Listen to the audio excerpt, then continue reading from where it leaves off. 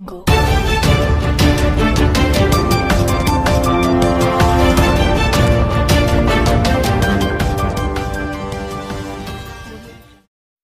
पाहत आहात brilliant time Solapur.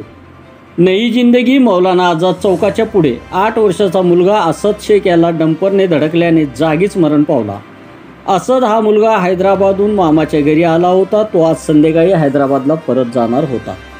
ही बातमी आमच्या ब्रिलियंट टाइमचे पत्रकार शफी शेख यांनी दिली। आमच्या चॅनलला लाईक, शेअर व सबस्क्राईब करा। धन्यवाद।